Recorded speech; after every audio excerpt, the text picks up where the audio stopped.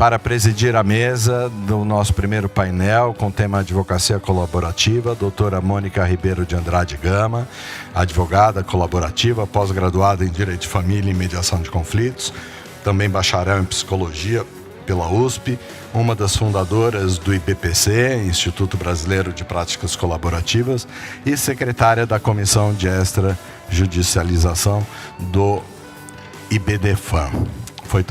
Foi também presidente da Comissão de Práticas Colaborativas desta casa na gestão anterior.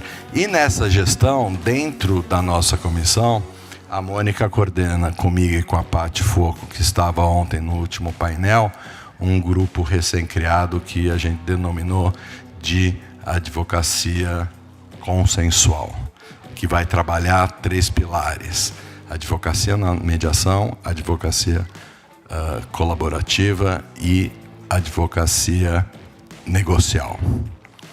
Estão todos convidados para fazer parte desse GT. Compondo a mesa, doutora Fabiana Aidar, psicóloga clínica, especialista em psicologia jurídica e crianças, adolescentes e famílias, mediadora familiar privada e judicial, profissional da saúde mental no divórcio colaborativa, docente do IBPC, perita e mediadora no Cadastro de Auxiliares da Justiça do Tribunal de Justiça de São Paulo e Conselho JUD, instrutora e expositora nas oficinas de divórcio e parentalidade do Conselho Nacional de Justiça, Oficina Pais e Filhos, com quem eu tomei café da manhã hoje. Muito bom. E completando, nosso querido Caco Santos, com 38 anos de experiência trabalhando com finanças e mais de 12 anos de experiência em planejamento financeiro e pessoal e certificação CFP. É especialista em planejamento patrimonial e sucessório, professor e autor de artigos e livros sobre o tema, compartilha seu conhecimento como docente em práticas colaborativas, além de ser mediador extrajudicial devidamente capacitado. Formado em Administração de Empresas pela FEA-USP, Faculdade de Engenharia e Administração, é isso? Economia e Administração da USP, com MBA em Finanças pela FIA da USP. Muito bom. Mônica, com você, a presidência da mesa. Bom dia. Tá ok o microfone? Bom dia a todos e todas. É uma felicidade enorme estar aqui e ter sido concedida aí a nossa mesa, né, de advocacia colaborativa. Sei que é responsabilidade da Célia e da Sandra, isso, do querido Marco Lorenzini, meu colega de turma. Então, eu queria agradecer imensamente essa oportunidade e parabenizar e cumprimentar o Zé, que é meu parceiro de grupo, a Paty, que não está aqui, infelizmente, que também é nossa parceira de grupo, cuida da advocacia negocial, o Zé um pouco da advocacia na mediação, e eu da advocacia colaborativa, mas a gente faz tudo ao mesmo tempo agora, obviamente, né? São 3 mãos que trabalham juntas, óbvio, dentro da Comissão de Soluções Consensuais. Queria também agradecer à OAB, todo mundo da organização, e o apoio que a gente tem tido aí do nosso público também, que é mais importante ainda, né? Minha autodescrição. Sou uma pessoa morena, cabelo na altura do ombro, bem morena e quase sexagenária. Outro dia eu falei para uma amiga, não, eu sou estudante de novo, que eu estou fazendo um curso de terapia sistêmica, e aí falta ficar pronta a minha carteirinha, mas eu tenho uma declaração de que eu sou estudante, então eu posso entrar pagando meia. Falei, quem sabe ano que vem eu tenho uma carteirinha. Minha amiga falou, você não vai precisar de carteirinha ano que vem. Aí eu entendi que eu vou fazer 60 anos. Falei, tudo bem. Pode acumular. Pode acumular. Que nem a Sandra falou, típica da menopausa, graças a Deus os sintomas já melhoraram, mas estamos indo. E é um prazer agradecer o carinho de todos aí, e eu vou hoje acumular papéis de presidente da mesa e apresentadora do advogado colaborativo, do papel do advogado colaborativo. Bom, Primeiro, eu queria iniciar falando que, para mim, aí eu estou falando, quando eu falar em Mônica, pessoa física, eu falo, para mim, Mônica, pessoa física, a advocacia colaborativa é muito mais ampla do que a advocacia colaborativa que a gente vai apresentar aqui um pouco mais especificamente para vocês. Para mim, é uma postura, né? É uma postura diante da vida, até, por que não dizer, e da advocacia. Então, eu acho que o colaborativo, a colaborativa, ela se revela em qualquer área, né? Até dentro do próprio litígio. E eu acredito também que é uma característica que pode ser um pouquinho aprendizado, mas eu acho que é muito natural da pessoa, né? Ela é um pouco o perfil, né? E tanto que dentro dos requisitos, não diria requisitos, mas dentro das especificações do advogado colaborativo, tem uma autora que eu vou citar, que chama Pauline Tesler. Ela fala muito o perfil que o advogado deve ter para ser um advogado colaborativo, que eu diria stricto sensu. A Sandra não gosta muito, a Sandra, nossa vice-presidente, não gosta muito disso, mas é a maneira que eu encontrei de falar o colaborativo total, né, que é o lato sensu, e eu que chamo de stricto sensu, que é essa que a gente vai apresentar para vocês. Porque eu acho que a colaboração é muito mais ampla, como eu coloquei. E a Pauline fala que o perfil do advogado colaborativo tem que ser uma pessoa que tem algumas características, de fato, propulsoras dessa colaboração. Então, não é para todo advogado, assim como não é para todo cliente, não é para todo profissional de saúde mental, que a gente chama, que seria o terapeuta, mas pode ser também um assistente social, pode ser um psiquiatra, né? É uma pessoa com perfil que trabalhe com saúde mental, ou um psicanalista, né? E a gente tem também a parceria com o financista, que eu já vou explicar rapidamente para vocês. Bom, a gente fala um pouco, isso para... A gente não fala, mas eu falo. Eu li outro dia uma cartilha que a gente compartilhou no grupo, acho que foi até o Zé Mangini que compartilhou, da advocacia multiportas. Eu achei interessante, porque a gente fala em justiça multiportas, por que não falar da advocacia multiportas, que é o advogado apresentar para o cliente todas as alternativas que ele tem para resolver o litígio dele, né? O litígio não, desculpa, o conflito. E então você tem um caminho do litígio que é absolutamente válido, que até no final eu vou colocar. Você tem a mediação, você tem as práticas colaborativas, né, onde a advocacia colaborativa está inserida, e você tem conciliação, você tem negociação, você tem arbitragem, se bem que a arbitragem já tem um terceiro envolvido, e o judiciário, o litígio, que faz parte e que, em muitos casos, infelizmente, é a única saída, né?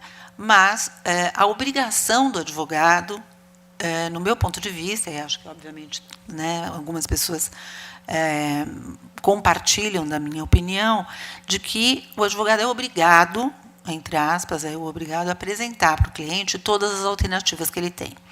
Na Inglaterra, se o cliente, por algum motivo, ignora algum dos caminhos que você tem para resolver o conflito e, eventualmente, demonstra isso, pode até ter uma penalização na OAB lá da Inglaterra, que eu sempre esqueço o nome, e que seria, né, também a Bar Association dos Estados Unidos. Então, eu acho que é obrigação do advogado apresentar esses diversos caminhos. E, no meu caso específico, o que eu faço tem todos esses caminhos, mas eu prefiro o consenso, é o meu perfil e é o que eu acredito. E aí, bom, já coloquei isso, eu acho que assim, a advocacia colaborativa também enxerga que o conflito não é uma coisa a ser extirpada, ele é uma coisa a ser transformada, né? E a prática colaborativa tem como cerne acreditar nisso, quer dizer, o conflito, vocês devem ouvir falar, é meio lugar comum isso, é uma oportunidade, né? Não é só um ponto negativo, é onde as partes têm também a oportunidade de se colocar, de conversar, etc. e tal. E assim como na terapia sistêmica, que eu ando fã, né, porque eu estou fazendo essa formação, o terapeuta ele não promete cura, né, mas ele promete que as partes possam conversar e se autocuidar, né, eventualmente chegar no cura, acho que não existe, mas numa cura emocional, transitória em relação a alguns pontos. Assim como na terapia sistêmica não promete cura, eu acho que o advogado não tem que prometer solução. Porque a solução, no ponto de vista da advocacia colaborativa, vem das partes, né? Se é que há solução, né? Mas acho que uma harmonização tem que vir das partes, que é um dos princípios fortes da advocacia colaborativa, que tem mais ou menos os mesmos princípios da mediação. Acreditar que o protagonismo de resolver um conflito não é do juiz, não é do advogado, não é do financista, não é do profissional de saúde mental, é da parte. Vocês ouviram muito ontem falar em advocacia colaborativa, a gente ouve falar em advocacia colaborativa e acaba sendo até um lugar comum, né? Mas a gente está trazendo a opção de vocês conhecerem a advocacia colaborativa dentro das chamadas práticas colaborativas. Essa oportunidade da advocacia colaborativa ela surgiu nos Estados Unidos na década de 80 com um senhor chamado Stuart Webb. Ele é um visionário, no meu ponto de vista, porque ele ainda está vivo, né? Era e é um visionário, hoje está com bastante idade, mas é um espírito livre, né? Um espírito jovem e livre, ele é maravilhoso. E ele chegou na seguinte conclusão, ele percebia que as famílias não ficavam felizes ao final de um litígio, né? De uma questão que era muito presente nos Estados Unidos, e infelizmente ainda é muito presente no Brasil, e acho que continua sendo, infelizmente, também nos Estados Unidos, as pessoas saíam até, eventualmente, com uma solução ou com uma questão resolvida, né? Mas não saíam felizes. A família saía destroçada, muitas vezes, as partes muito infelizes, e ele chegou num momento que ele falou, não quero mais litigar. Depois de um tempo de advocacia, ele falou, quero fazer uma advocacia consensual, mas mais além, eu quero fazer um compromisso de que eu não vou mais advogar no litígio. E ele escreveu uma carta para o judiciário falando nisso. Eu não vou entrar em muitos detalhes, porque a gente não tem tempo. Em resumo, ele achou que ele ia ser isolado nesta mentalidade. E, para a surpresa dele inicial, ele foi seguido por vários advogados nos Estados Unidos que começaram a compartilhar da mesma opinião. E falaram, a gente vai assumir um compromisso de não litigância. E aí eu já vou entrar nessa história. Seguido dele, começaram a entrar profissionais da área de saúde mental, também não vou entrar em grandes detalhes, mas pelas mãos da Peg Thompson, que é uma psicóloga também americana, Nancy Ross, que era uma assistente social, e também se juntou a esse grupo alguns financistas, entre eles a Lisa Schneider, que é uma das precursoras também lá dos Estados Unidos, e que veio dar aula para a gente na primeira capacitação que aconteceu aqui no Brasil, a Lisa, a Pauline, que é uma das precursoras, e a Peg Thompson. A gente teve esse prazer, né, de ter aula com elas. A Pauline juntou esses dois grupos, porque os grupos de profissionais de saúde mental, junto com os assistentes sociais e depois os financeiros, não conheciam este TIO. E a Pauline fez essa junção desses grupos, e esses grupos começaram a trabalhar em conjunto, criando o que a gente chama das práticas colaborativas. E é uma advocacia pautada no quê? Na verdade, a prática, né, pautada na não litigância, assim como a advocacia. Vou falar do papel do advogado, porque eu trouxe um financista e uma profissional de saúde mental para explicar o papel deles, né? Nada melhor do que eles falarem. Primeiro, acredita no protagonismo das partes. Segundo, é uma advocacia absolutamente pautada no não litígio, transparência e boa-fé. Só que com uma diferença em relação à advocacia consensual, digamos assim, também não acho o melhor nome, tradicional, né? A advocacia consensual pode ser qualquer uma, né? Este compromisso da transparência, da boa-fé e, principalmente, da não litigância, vem como condições do contrato do advogado, assim como condições do contrato do financista e do profissional de saúde mental. Isso é uma condição para o trabalho. Isso vem estampado num chamado termo de compromisso, que não é o contrato de honorários, é um termo de compromisso que todas as partes assinam, as profissionais de saúde mental e os financistas, dizendo, caso esta demanda, este conflito, vá para um litígio, nós não continuamos no caso, mas é um compromisso escrito.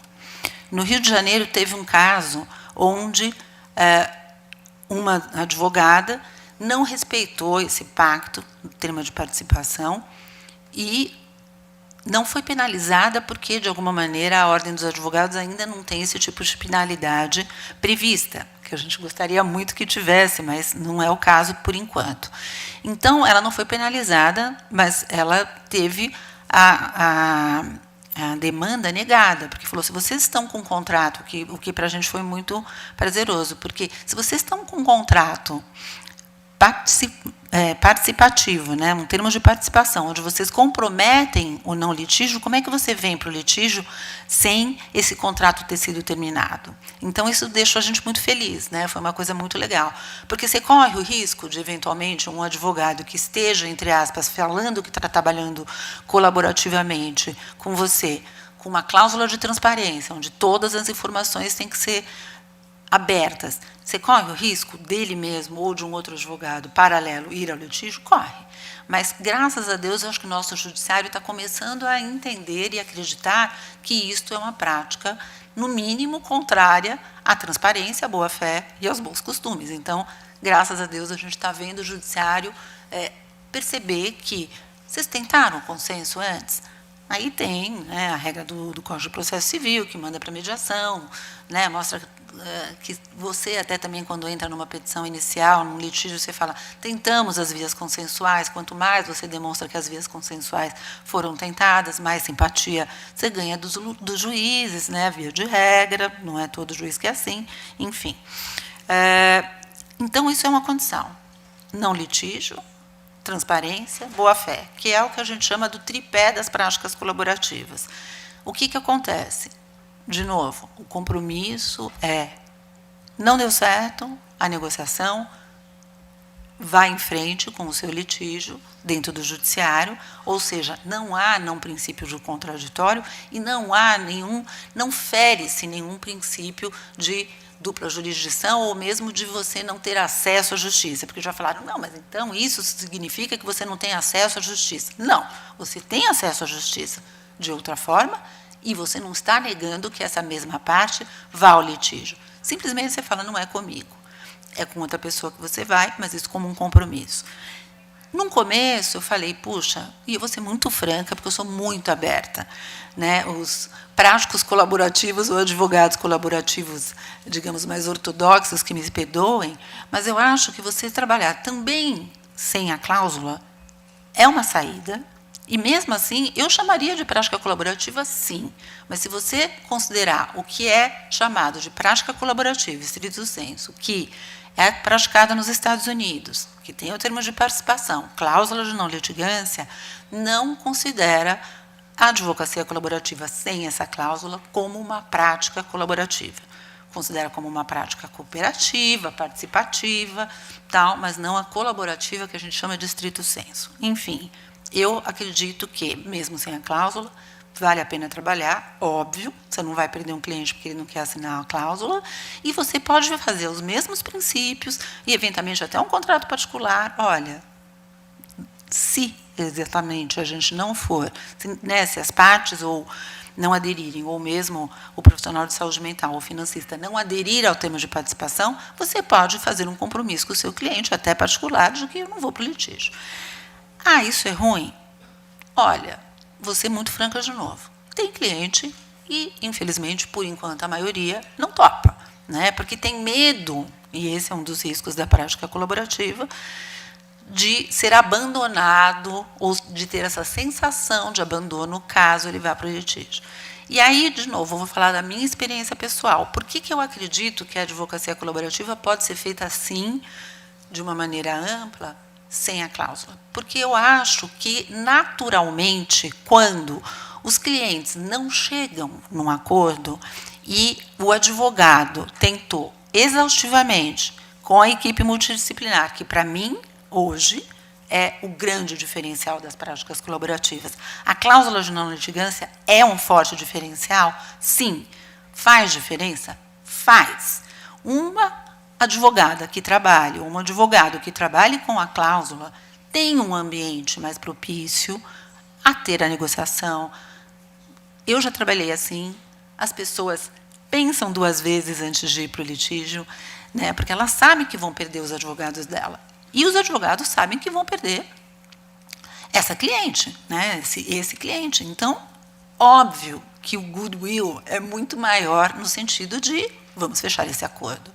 Mas, realmente, no Brasil, ainda está difícil. Mas a gente chega lá, né, das pessoas começarem a entender que realmente é o melhor caminho, no nosso ponto de vista também. Né? Você vai conversar com um litígio, com um litigante, vai achar que o melhor caminho é esse.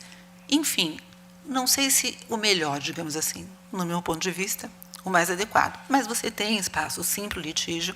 E já adiantando, nos casos, por exemplo, até é possível, mas é mais difícil, de violência doméstica, se bem que a Nancy Cameron, que é a autora desse livro, defende sim, que mesmo no caso de violência doméstica, se as partes, eu também acredito nisso, se as partes têm um goodwill também de melhorar, mesmo uma eventual violência doméstica, e a pessoa violentada, né, a pessoa vítima, também topa, por que não? Mas, por exemplo, perfis fraudadores até patológicos, que você percebe claramente que o perfil é fraudador, não vai se encaixar numa advocacia colaborativa.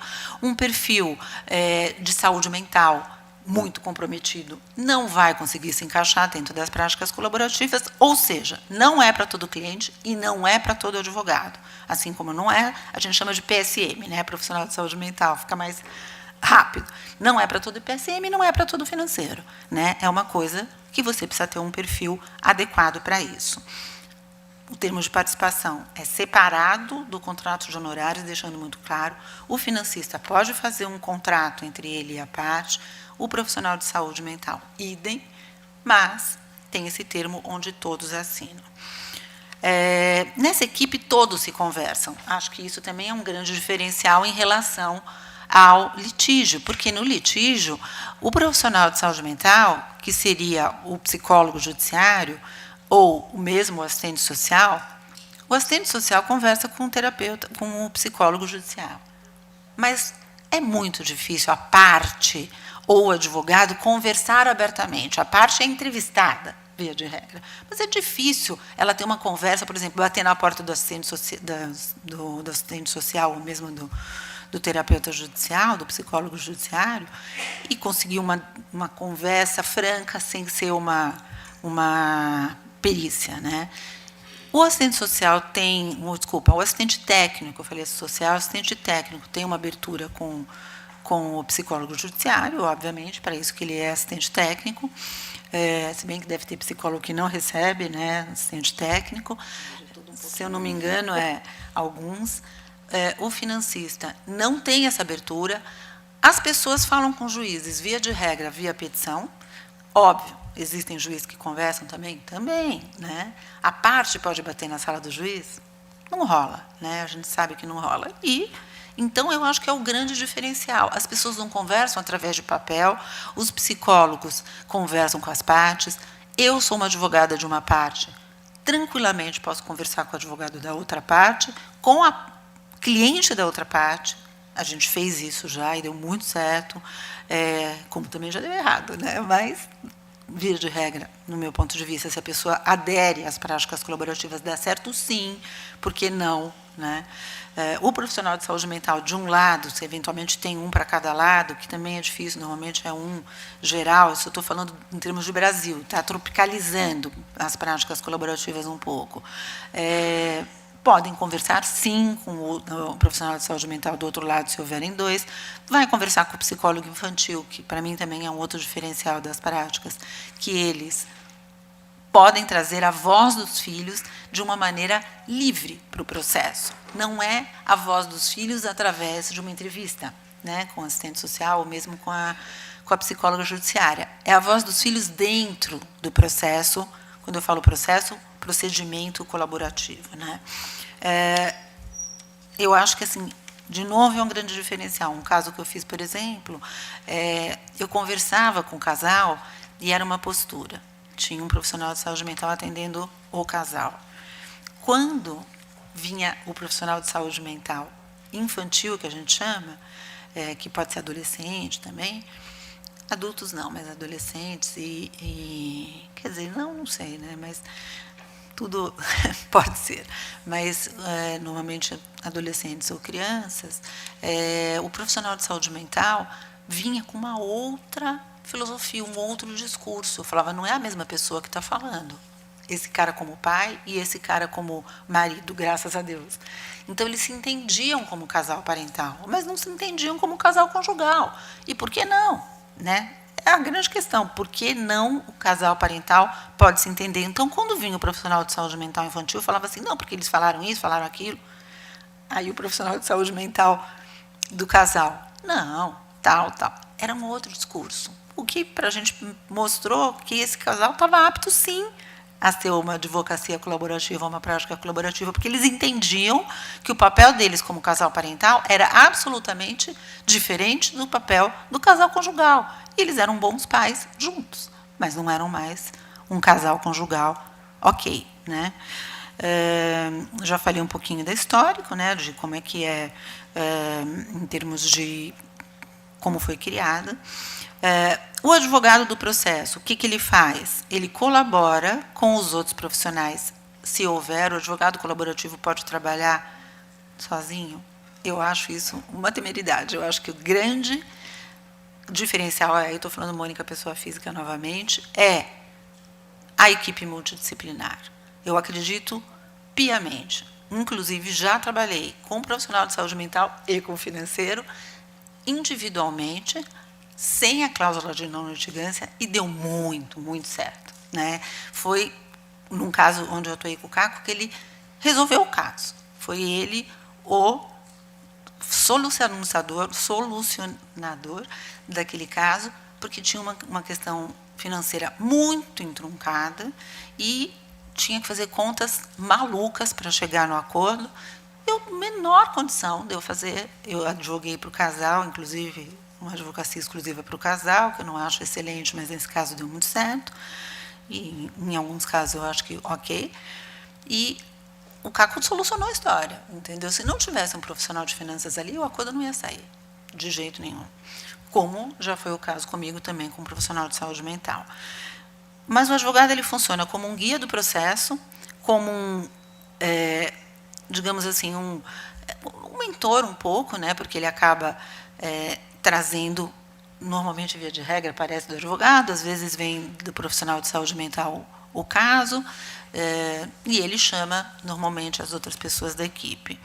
É uma gestão de conflitos, os conflitos anteriores e incidentais, e tem um pós-venda também, que a gente chama, né, que seria um pós-atendimento, onde o advogado pode continuar prestando serviços, tanto que não é adequado que esse advogado continue trabalhando, eventualmente, no litígio dessa parte. Pode acontecer? Pode. É proibido? Não. Eu não acho adequado, porque ele tem um perfil de advogado colaborativo daquelas partes. O profissional de saúde mental não pode continuar terapeutizando aquele cliente, né? Quer dizer, trabalhando terapeuticamente com aquele cliente, mas eu não vou entrar na parte da Fabi, porque a Fabiana, né? Eu não falo doutora Fabiana nem doutor Caco, porque é Caco e Fabi, mas tudo bem. E, para mim, de novo, a grande riqueza das práticas colaborativas é essa equipe. De novo, perfil. Eu acho que tem que ter conhecimentos técnicos de direito, é óbvio, né? Senão você não vai advogar, mas você tem que também ter um perfil ou uma formação em mediação, conhecer interesses, negociação baseada em interesses, não só em posições, conhecer os princípios da mediação, as ferramentas da comunicação, e a grande diferença das práticas em relação à mediação é que nas práticas o advogado eventualmente não precisa trabalhar com um mediador, mas os advogados têm a formação, têm o perfil, mas são parciais. É possível ser parcial e colaborativo ao mesmo tempo? Com certeza. Né? Você pode ouvir outra parte, você pode ter empatia com outra parte, você pode ajudar sem ser imparcial. O imparcial não existe, porque nem árvore é imparcial, mas você pode ser multiparcial, né? Mesmo sendo advogado de uma das partes. Não vejo nenhuma questão. Já perguntaram isso para mim. E outra pergunta que eu também já tive foi: é possível um caso que comece absolutamente com um perfil litigante se transformar numa prática colaborativa, né? Que vocês têm um caso que foi exatamente isso. Eu falei 90% dos casos, mais ou menos, porque as pessoas chegam normalmente magoadas, chateadas, ou com raiva, ou com 1000 sentimentos de litígio. Mas, por que não? Se as pessoas se dispõem à conversa, é porque vão, eventualmente, chegar num acordo. Então, chegam prontos? Não chegam prontos. Chegam com vontade de matar, com vontade de ir para a briga, de ir para o litígio, vou ferrar com a vida desse cara, vou ferrar com a vida dessa mulher, ele não vai ver os filhos. Ok, mas depois a coisa pode mudar, e é essa a esperança, né, do advogado e dos profissionais de saúde mental. Enfim, não vou mais me estender. O advogado, então, colabora com os outros profissionais, ajuda também os outros profissionais a identificar essas reais necessidades e interesses, e no meu ponto de vista, um dos grandes diferenciais da advocacia colaborativa é você poder trocar com outro profissional para vocês ajudarem a identificar as reais necessidades ou interesses daquelas partes. Vou passar para vocês conversarem, e depois, eventualmente, a gente volta para cá, com o profissional de saúde mental e com o financista, que já atuam e, obviamente, têm formação. Aliás, o advogado colaborativo, nesse sentido mais estrito, tem que ter uma formação, uma capacitação, porque, senão, é difícil trabalhar. Já trabalhei com um advogado colaborativo do outro lado, que não tinha formação. Sim. Foi fácil? Não. É possível? Sim. Do meu ponto de vista, é totalmente possível. Mas é diferente de um que tenha formação, que entenda melhor, que tem algumas questões, algumas regras e tal, procedimentos, que não vai dar tempo de eu entrar também, e que vale a pena a pessoa ser capacitada, a gente não fala em formada, mas capacitada nesse sentido. Vou passar aqui a palavra. Quem que quer começar a falar? A Fabi vai começar a falar um pouquinho do que ela vê como profissional de saúde mental, o papel do profissional de saúde mental. O Caco vai falar também, e a gente volta para eventuais perguntas e um debatezinho. Fabi.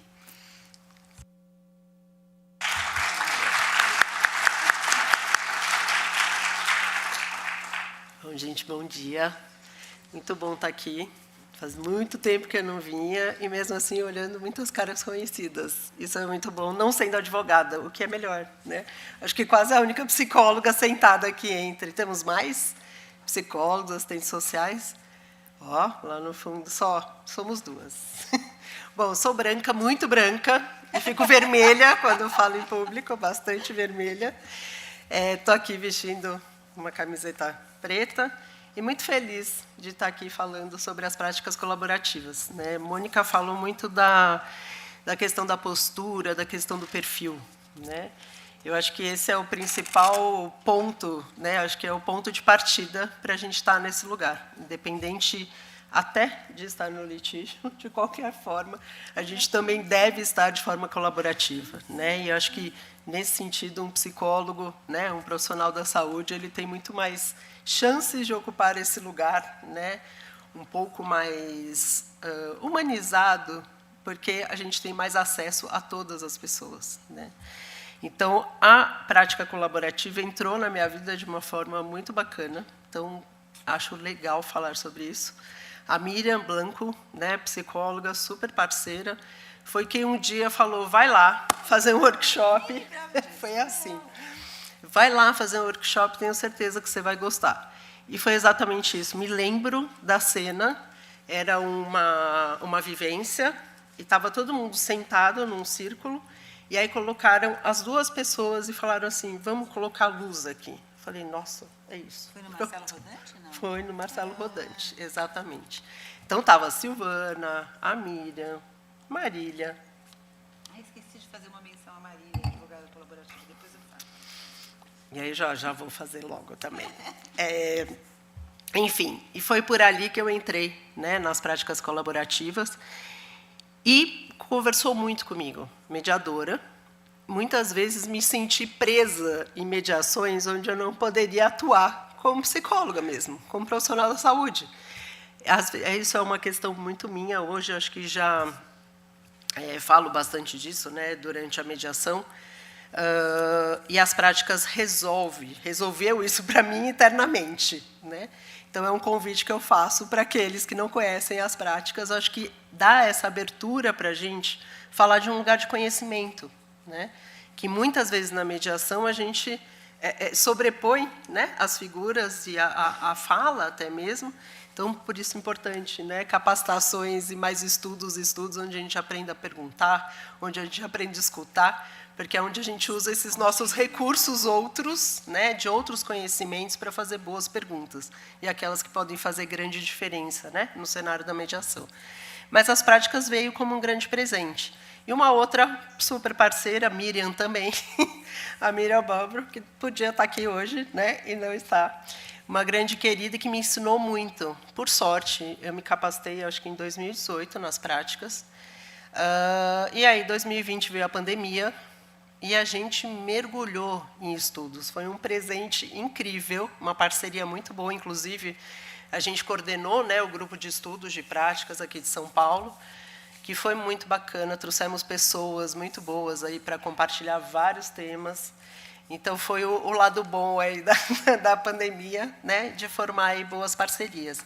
E, no meio de tudo isso, o grande convite, né, para também ser docente na capacitação das práticas, e o convite para participar de um trabalho colaborativo, através da Marília, que era advogada de uma das partes, e você falou uma coisa.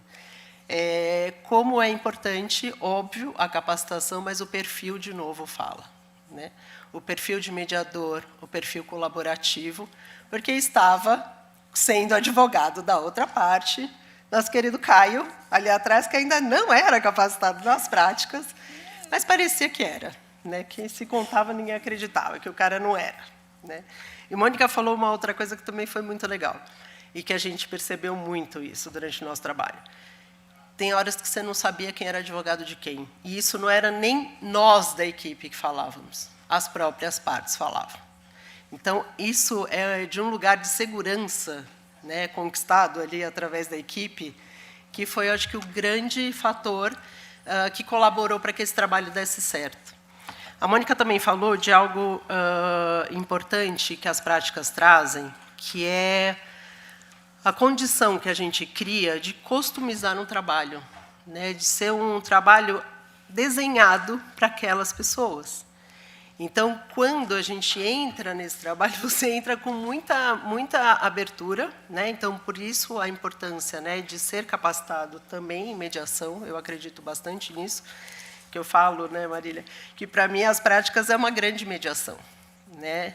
Ela vem de um lugar onde todos trabalham juntos. Então, o trabalho da equipe é fundamental.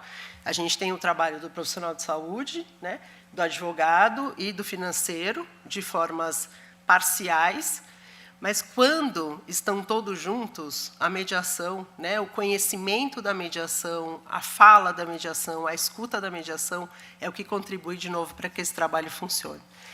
Então, na teoria, né, do que a gente aprendeu, a Mônica falou um pouco.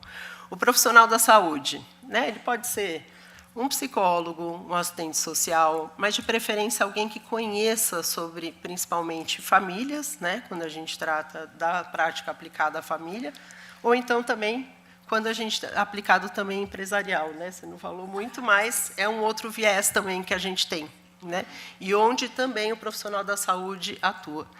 Então, no modelo tradicional, esse tradicional conhecido, escrito nos livros, não tropicalizado, como a Mônica falou, a gente teria os dois advogados, né, representando ali as partes, um PSM, um profissional da saúde mental, para cada um deles, e a Mônica também trouxe o PSM, que é o especialista infanto-juvenil, que vai trabalhar com as crianças e com os adolescentes.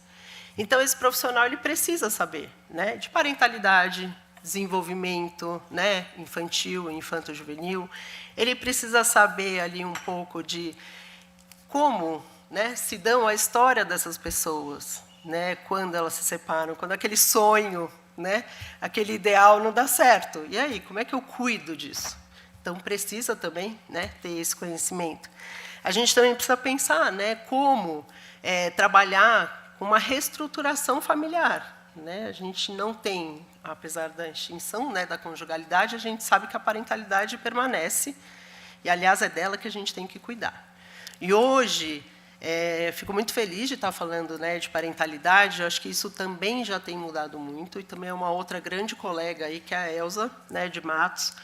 A gente tem trabalhado bastante sobre a questão da parentalidade, e ela traz um termo que eu acho que também é capacitada nas práticas, psicóloga também, e ela fala de uma coisa muito legal, que vai além da gente falar da questão de um plano parental, né? Quando a gente fala da questão da guarda, ou da convivência, ou como essa família vai se organizar. Ela traz uma questão que é tempo de parentalidade, né? Que é muito mais amplo. E acho que aqui, falando isso na casa do advogado, para mim, isso é muito importante. Que não é só a gente pensar numa reestruturação de uma dinâmica, né?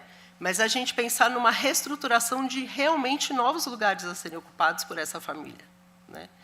Claro que a gente tem ainda, né, muitos resquícios aí de quem fica, qual é a residência, né, o local de residência fixa, etc. e tal, mas que a gente tem que pensar que, independente de tudo isso, né, o pai continua sendo pai, a mãe continua sendo mãe, e que a gente precisa trazer novos cenários para essa família. E as práticas trazem essa possibilidade. Né? Nesse trabalho que eu fiz, junto com a Marília e o Caio como advogado, eu entrei quando o trabalho já estava acontecendo. Então, isso também é um outro, né, ponto que a gente tem. Ao final desse trabalho, que durou 1 ano e meio, boa, Marília, 1 ano e meio, claro que em fases bastante intensas, né, outras menos intensas, mas eu entrei, já havia uma situação onde já estavam os 2 advogados, o Caco também, então a equipe era aqui, nós 4, o Caco também estava, e eu peguei, né, o caminho aí já transcorrendo. E, ao final desse trabalho, quando fizemos aí a reunião final, né, quando já o termo já estava feito, né, o plano de parentalidade já estava construído, a pergunta que a gente fez, né, e aí, como é que foi para vocês terem participado? Né? E os 2... Oi? Foi bom para você? Sim, né, aquela avaliação do nosso trabalho que é super importante. Os 2 falaram, que bom seria se você tivesse entrado desde o começo do trabalho. Então, por que eu estou trazendo isso? Trabalhar com uma equipe completa, desde o início do trabalho, faz toda a diferença. Não que não fez nesse, aliás, fez muita diferença, seja quando foi a entrada, fez muita diferença. E foi um trabalho onde eu aprendi muito, não só da técnica, né, da prática, mas a questão de uma equipe colaborativa. Né? As trocas entre nós, a organização das reuniões, então, só para vocês terem uma ideia, antes de reunir, né, com o casal, né, com esse casal, a gente se encontrava, conversava, como é que ia ser essa reunião, o que tinha acontecido. Então, vamos pensar, os advogados já tinham feito uma parte, Caco já tinha feito uma parte, e aí parou um pouco para eu entrar e fazer essas entrevistas com eles. Só para vocês terem uma ideia, eles não conseguiam estar no mesmo lugar. Era online, né, nesse início. Eles não conseguiam estar no mesmo espaço. Então, teoricamente, um profissional de saúde para cada um, mas eu fui a única profissional de saúde que tratei com os 2. Né? E foi um trabalho muito, muito, muito rico, muito transformador. A gente estava, né, falando disso hoje, né, de manhã, o Caio também, de como é possível, não é uma terapia, e isso a gente precisa ter muito, né, muito na cabeça, que é um trabalho breve, é um trabalho pontual, ele tem um começo, ele tem um meio, ele tem um fim, ele tem uma estrutura. A gente tem uma organização, não só enquanto equipe, não só de conhecimento, né, mas essa equipe também precisa estar bem alinhada, né, arquitetada ali, para os próximos passos serem, né, passos bons para o cliente. Então, a equipe está à disposição desses clientes o tempo todo, cada um do seu lugar, com o seu conhecimento. Sim. Então, de novo, né, essa postura colaborativa, ela tem que estar presente o tempo todo, porque a gente precisa também transmitir para eles o quanto eles também precisam ser colaborativos. Então, o PSM ele tem esse lugar, né, de conversas, de rever, né, possibilidades. A gente faz um trabalho inicial com eles que chama uma carta de missão, onde esses pais eles trazem ali, né, principalmente o que eles esperam para o futuro dos filhos, né? Quais são os valores importantes para eles, o que eles gostariam que tivesse, porque a partir dali a gente pensa, bom, ok, vão ter 2 casas, né? Vão ter 2 histórias diferentes e a gente precisa ter isso com a gente e também trabalhar isso com eles, que aliás era um ponto do nosso trabalho, né? Onde a gente tinha uma mãe que sempre muito participativa da vida dos filhos, né? Apoiou muito esses filhos.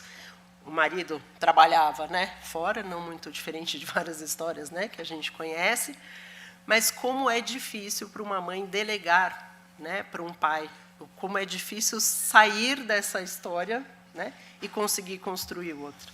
Então, são desafios ali que vão aparecendo no nosso trabalho e a gente vai, né, através aí todas as ferramentas que a gente aprende, não só na capacitação das práticas, mas na mediação, na nossa formação, a tratar, né, com eles. E foi uma mudança muito grande, né? Então, não é uma terapia, né, mas não deixa de ser terapêutico. E hoje, por exemplo, essa pessoa está muito bem trabalhando com isso e transformando a vida de outras pessoas também. Então, isso né, é muito mágico poder acompanhar, né, essas mudanças grandes. A Mônica trouxe bastante aspectos aí, né, desse profissional, mas é importante a gente pensar, né, que ele consiga identificar as emoções, que eles trabalhem, né, lidar com elas. Então, essas reuniões individuais, né, que aconteceram foram muito importantes para preparar, né, prepará-los ali. A comunicação é a primeira coisa, né, a gente sabe muito bem, que ela se complica, né? Ela fica muito difícil de acontecer.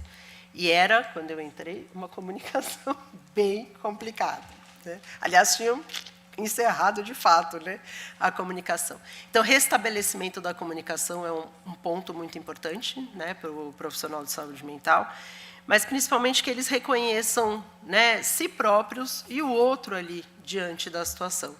Então, essa comunicação, né, se tornar produtiva, que eles compreendam as necessidades dos filhos. Então, esse plano de parentalidade ele tem que estar baseado não só nas necessidades dos filhos, mas na possibilidade também deles de poderem contribuir, né, de uma forma positiva com isso. Acho que a questão, né, do plano parental é bem importante e hoje a gente trabalhar com esse conhecimento da parte de desenvolvimento que é esperado de cada fase, poder auxiliar eles em relação a esse conhecimento, é um ponto para o profissional de saúde mental. Então, por isso, ter todo esse conhecimento. E, como a Mônica trouxe, o psicólogo, né, ou o PSM, que vai tratar, né, do aspecto dos filhos, também é importante, porque ele vai levar, o filho não vai participar, tá, dos encontros que acontecem. Então, as reuniões podem ser clientes, advogados, PSM, clientes, advogados, financeiro. Então, são várias modalidades atendendo às necessidades. Nesse caso, a gente fez quase todas as reuniões, a equipe inteira, o que também foi um fato interessante. Então, mais uma vez, a questão de customizar e atender, né, a necessidade de cada família. Então, ele traz a voz das crianças, né, e dos adolescentes para esses pais. Então, identifica como eles estão, o que eles precisam, e como juntar aquilo, né, que os pais têm como ideal, como valores, para aquilo que os filhos sentem e precisam. Então, também encaminhamentos para terapia ou para outros, né, recursos aí que sejam necessários. Então, o profissional de saúde mental ele atua dessas duas formas e também atua com a própria equipe, né? É um apoio para a equipe. os conflitos, às vezes, acontecem na própria equipe, então, também, né, há necessidade, né, dessas conversas, desses manejos. Então, digo aqui que tem um lugar bem, né, dinâmico dentro das práticas colaborativas. Eu acho que, a princípio, né, eu acho que é isso para compartilhar com vocês, mas queria falar do quanto fazer esse trabalho, para mim, ele é gratificante, contudo, acho que todo o percurso, né, que eu vim correndo, né, até aqui. Então, claro que as oficinas, né, de parentalidade, não tem como não falar delas aqui com vocês, muitos conhecem, são oficineiros, inclusive, contribuem bastante. Então, para aqueles que não conhecem, desculpe, se aproximem na própria plataforma do Conselho Nacional de Justiça. É um pontapé inicial para essas conversas difíceis, né? Ela não é o que soluciona, mas é o primeiro lugar, principalmente quando a via é judicial. Nem é a pretensão, né, solucionar, mas tem jeito.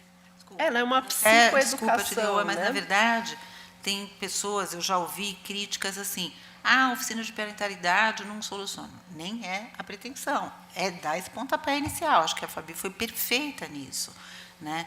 Então, não existe essa crítica de não solucionar. Não é essa a proposta da oficina de parentalidade. A proposta é dar o pontapé inicial. E, para isso, é extremamente competente, né? Sim, obrigada, Manu. Na verdade, é isso, né? Ela traz informação onde muitas dessas famílias que chegam, né, no judiciário não têm. E, principalmente, o convite que faz essa reflexão que as práticas também fazem. Então, eu estou juntando esses trabalhos porque todo mundo que passa comigo, seja no consultório, tem uma questão, seja como assistente técnica, seja nas práticas, o convite que eu faço é tenha acesso a esse material, né? Porque ali tem muita coisa que talvez não tenha, né, ouvido ou não tenha parado para pensar sobre isso, porque o nosso principal ponto é pensar o que você pode fazer para te tornar feliz e o que você pode fazer para tornar os seus filhos felizes, né? Então, dali, a gente tem bastante informação que depois a gente vai desenrolando aí no nosso trabalho, né, e contribui bastante. Então, fico aqui à disposição se tiverem dúvidas depois, se não ficou claro, né, o trabalho. Mas queria agradecer a minha equipe querida, da qual eu aprendi muito, fora a mesa aqui, mas Caco, Marília e Caio, que foi exemplar o trabalho que a gente fez. Ele vai virar ainda um livro. Vai, isso é promessa. Obrigada, gente. Caco. Agora o Caco vai falar um pouquinho sobre o profissional de finanças. Bom dia a todos e a todas. Muito honrado de estar aqui na mesa da OAB, convite da Mônica. Muito obrigado pelo convite. É a primeira vez que eu estou aqui. Não sou advogado, mas vim aqui de terno preto, cinza, camisa branca e gravata, como acho que era a minha função. Sou um homem branco, cis com a barba mais branca do que o cabelo, com meus 55 anos. E tenho uma vida inteira trabalhando em finanças. Desde os meus 17 anos eu comecei com auditoria, fui para bancos, fiquei em bancos 23 anos, e em 2013 fiz a minha transição de carreira para finanças pessoais, fazendo planejamento financeiro para famílias, né, para pessoas físicas. E uma dessas pessoas físicas para quem eu trabalhei era do mercado financeiro, né, trabalhava já há bastante tempo, a gente não chegou a trabalhar juntos, mas tinha um contato muito próximo, fiz um trabalho específico para ele. E quando ele conheceu o meu trabalho, ele falou, olha, você, né, coloca um tema que eu tenho, um lema que eu tenho sobre o meu trabalho é que as pessoas vêm antes de números, né? Então, o planejamento financeiro é muito menos sobre matemática e muito mais sobre comportamento.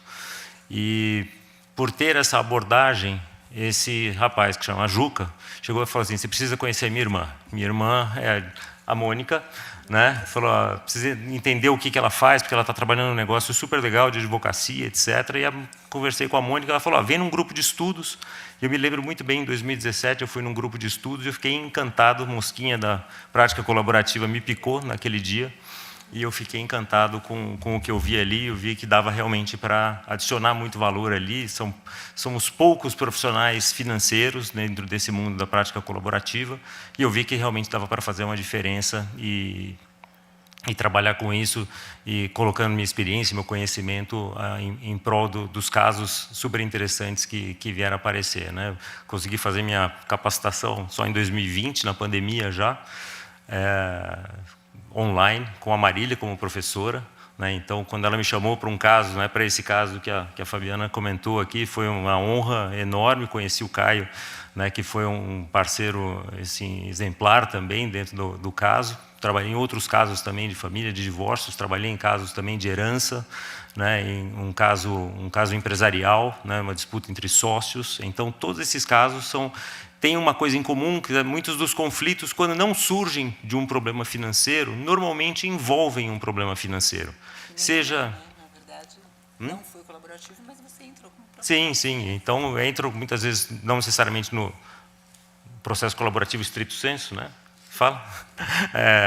Com 2 advogados e profissional de saúde, etc., mas muitas vezes com isso que a Mônica colocou e a Fabiana complementou, com essa forma de olhar, com esse olhar colaborativo, né? Com essa forma de pensar colaborativa, que é o que a gente traz muito na mediação também. Fiz a minha capacitação em mediação para poder dar aula também no Instituto.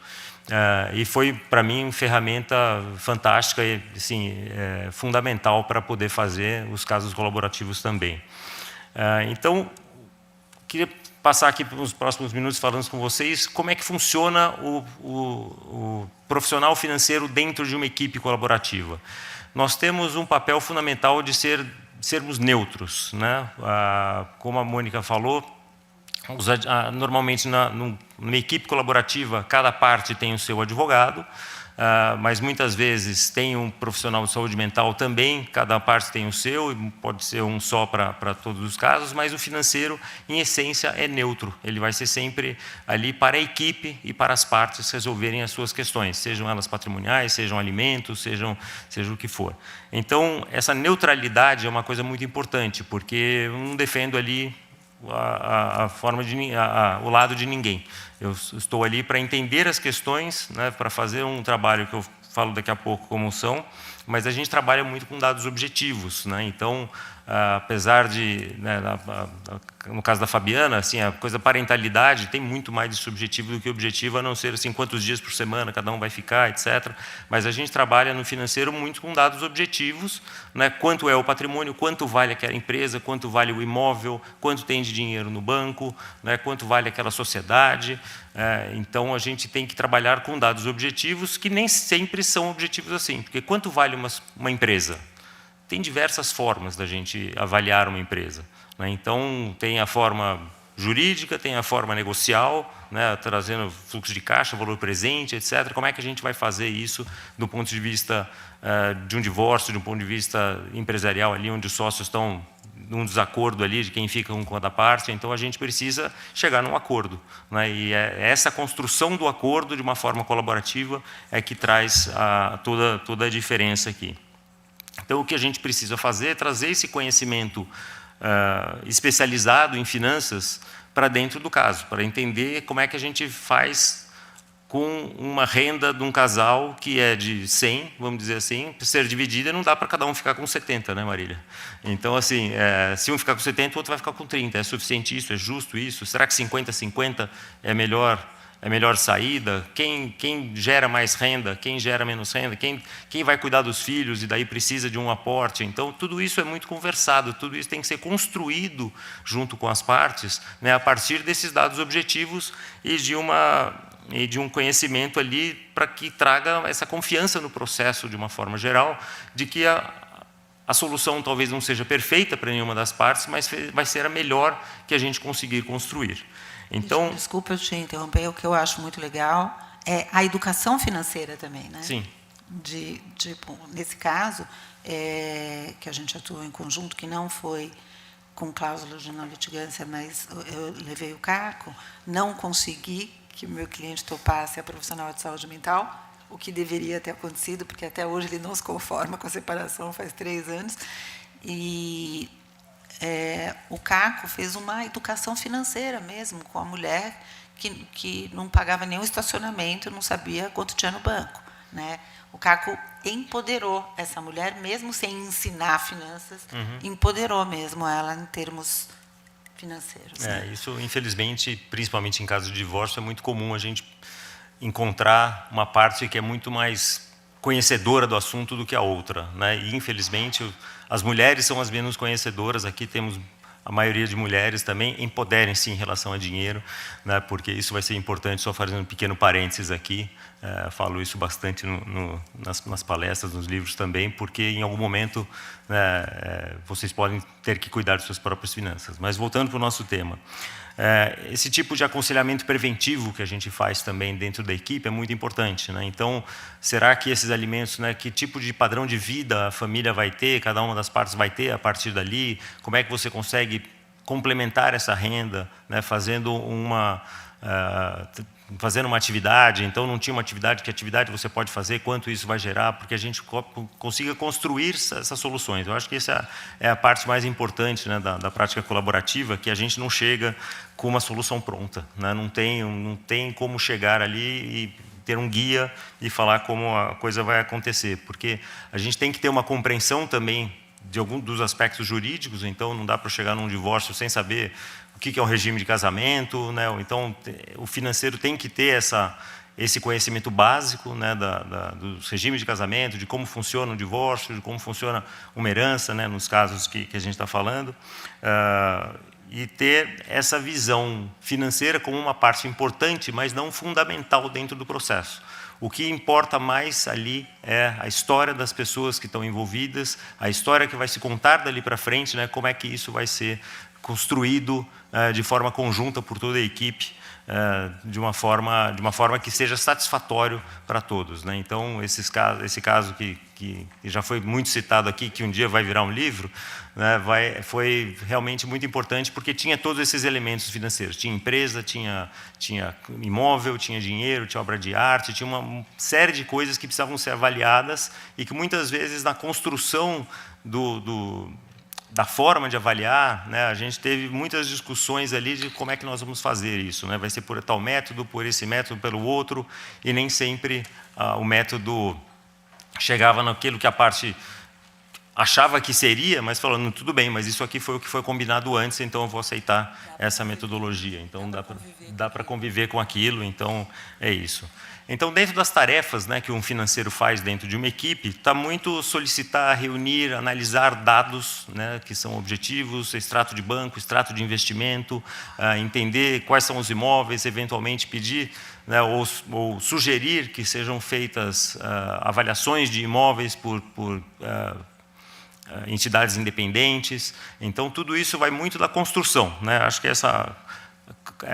a construção mesmo do acordo vai sendo feita em etapas da forma que a gente vai colocando. Então, temos que considerar os objetivos, os interesses de cada um, e por isso é tão importante ter a formação em mediação também para o financeiro colaborativo, entender como se desenvolve orçamentos. Então, muitas vezes, uma das partes ali não sabe nem quanto gasta de escola, não sabe quanto custa o clube, não sabe quanto custa a gasolina. Então, a gente tem que construir isso tudo, não só para a gente saber como vinha a vida deles antes e por que tem o patrimônio que tem, mas principalmente para construir dali para frente, né? Como você vai viver a partir dali.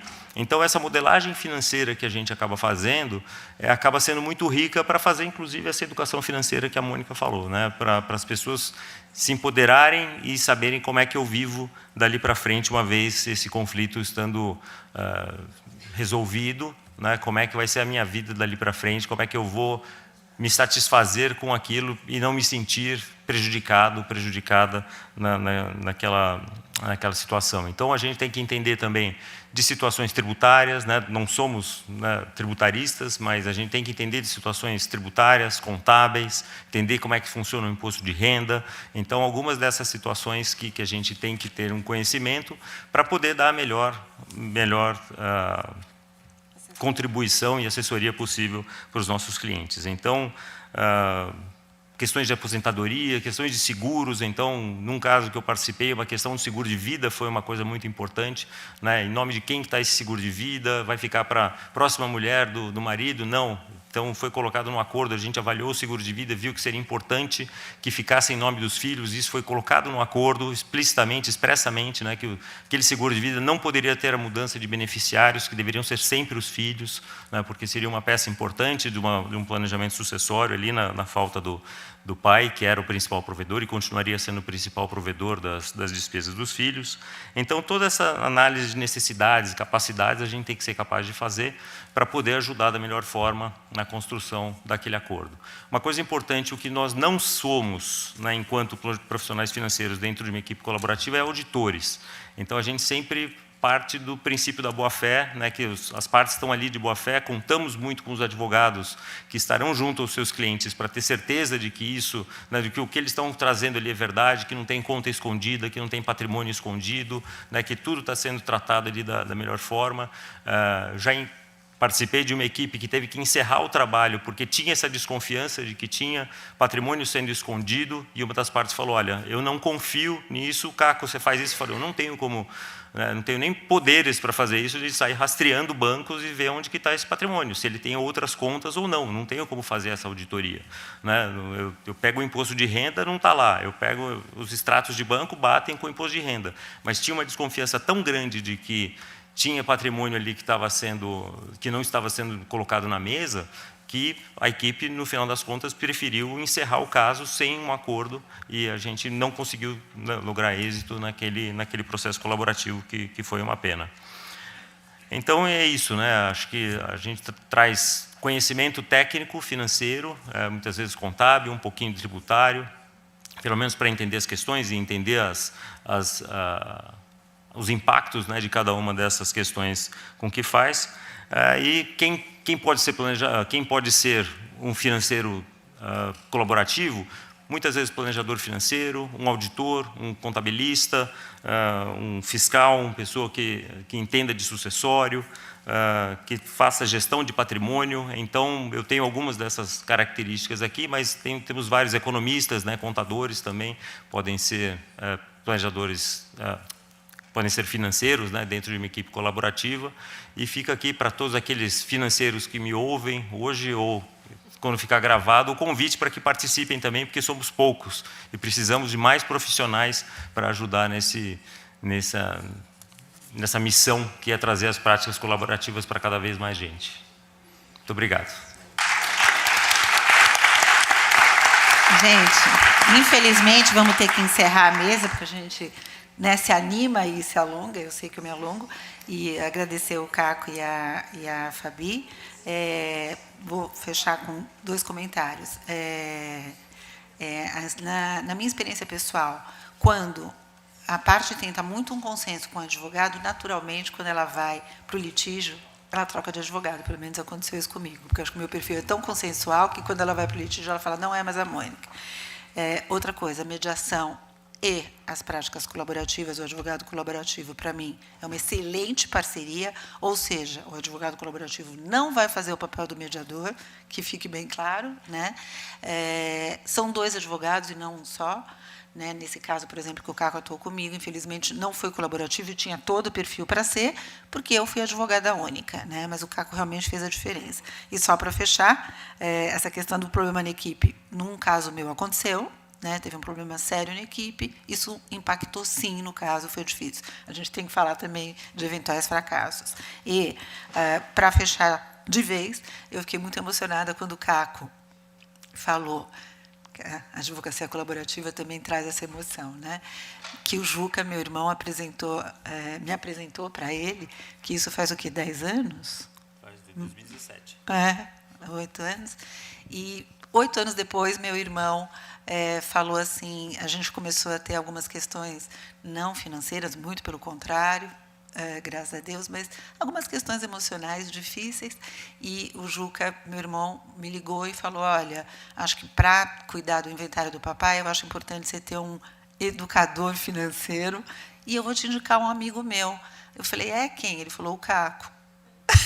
Eu falei, veja bem, hoje eu acho que ele é mais meu amigo do que seu. E o Caco, olha a coincidência, coincidências não existem, né? O sistêmico, né, da questão. E o Caco me ajudou muito nesse processo. Eu me emociono porque hoje eu tenho uma relação excelente, né, com meu irmão, e o Caco foi um dos grandes responsáveis por isso. Então, eu queria fazer esse agradecimento da plateia para ele. Acho que tem uma questão... Mônica, Caco, Fabiana, tem uma pergunta aqui da Vanessa. Bom dia. Excelente a sua explanação. E eu queria saber o seguinte, se é possível considerar como uma prática colaborativa a constelação familiar. Não. É outra pegada. Na verdade, as práticas em si, né? O livro aqui está até quem ganhou o livro hoje de manhã, nosso querido almanaque verdinho. Ganhou. Ele vai falar, na verdade, as práticas colaborativas como um procedimento, né? Ele tem um começo, ele tem um meio, ele tem um fim, ele tem uma metodologia, né, de trabalho. A gente tem, sim, outras práticas colaborativas, né, dentro do direito. É uma outra, né, são outras várias, né, possibilidades. Mas a prática em si que a gente veio conversar aqui com vocês, composto por advogados, pela equipe, né, composta por PSM, pelo financeiro, às vezes pode entrar um mediador, às vezes precisa, dependendo da situação, outros profissionais, mas esse é um procedimento das práticas colaborativas, diferente. Infelizmente, a gente não vai ter muito tempo para se alongar, mas se você quiser conversar comigo no final, eu tive a formação em constelação familiar, mas é totalmente diferente, né? É outra proposta, é outro rumo, né? É uma ferramenta, acredito muito, mas é uma ferramenta que pode até acontecer dentro das práticas colaborativas, eventualmente, se as partes se dispuserem, mas é outro caminho. Bom dia a todos. Parabéns pelo trabalho. Eu queria saber o nome do Caco. Carlos Santos. É que é Caco. Carlos Santos. Caco Santos. O nome de batismo, no documento é Carlos Augusto, mas o apelido Caco foi dado pela minha mãe quando eu nasci, então eu adotei ele como se chamarem Caco Carlos mesmo. Augusto, a gente não vai... Não, você mesmo Não, é que nem meu irmão, Augusto, que é José Ribeiro é Juca. Ninguém José Ribeiro é Juca. Olá. Primeiro, Adriana, e eu gostaria de parabenizar pela sua trajetória, Mônica. É uma satisfação conhecê-la pessoalmente. Eu tenho aqui 2 perguntas e vou ser breve. Escolhe uma. Não, a primeira é como que essa equipe é formada no sentido de quando você atende o seu cliente, você já tem em mente os profissionais que ajudarão nesse atendimento, né? Porque você vai precisar de toda essa equipe. E a segunda é onde fazer a formação da prática. Não, vou falar Muito rapidamente, obrigada. senão o Zé vai me matar. Respostas ele rápidas, porque... ele faz 10 minutos que ele fez Cláudia assim, Bernasconi já está aqui faz em 10 the minutos house. que ele fez assim, ó. Então, rapidamente, depois eu converso com você no intervalo, se você tiver interesse total. Sou super colaborativa nisso. É o seguinte, primeira pergunta... Como é que se forma a equipe e onde se forma? Sim, lembrei. Na verdade, pode vir pelo PSM, até eventualmente um caso, pode vir pelo advogado. Normalmente, quando você faz a primeira entrevista, você fala, esse aqui, o PSM e tal, se encaixaria. Você pode escolher qualquer um, obviamente, além da Fabi tem outros. Amo a Fabi, tem a Miriam Bobroff, tem a Miriam Blanco, tem várias. Várias não, tem poucas. Mas a Fabi é uma excelente profissional. No caso do Caco, meu coração fala mais alto, eu sempre chamo Caco. Mas você pode chamar qualquer profissional que esteja capacitado. Acho que, no caso do PSM, no caso do financista, muito difícil você chamar uma pessoa que não seja capacitada. Meu ponto de vista, Mônica, tá? Pessoa física. Relacionado ao tema, né? Porque assim, a gente conhece os profissionais, já fala assim, nossa, isso aqui tem a ver com o trabalho da família, ou isso tem a ver com o trabalho da família. Tem também isso. Perfil do cliente. Perfil do cliente. E tem a ver com o conforto da equipe, porque a equipe tem que estar muito bem azeitada, entendeu? Então tem um profissional ótimo. Quem trabalha com ele não conhece, tem alguma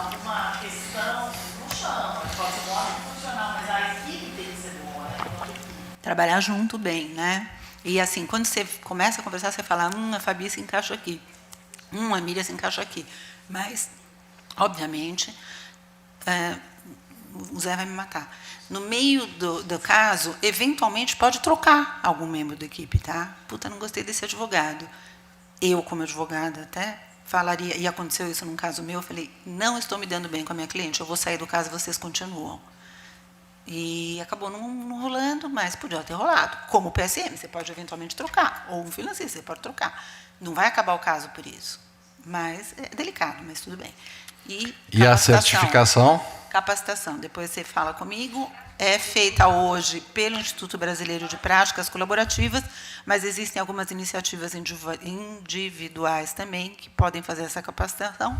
Me procura depois que eu te conto. Mas, ó, gente, obrigada. IBPC, Instituto Brasileiro de Práticas Colaborativas. Aliás, essa mesa só ganhou mais tempo pela nossa paixão pelas práticas colaborativas. Eu estourei total. Site, praticascolaborativas.com. .com.br. E no ok? inglês, depois a gente passa, é collaborativepractice.com. Mas depois Vamos lá. Muito obrigado, Caco. Muito obrigado, Fabiana. Sob a presidência de Mônica Gama.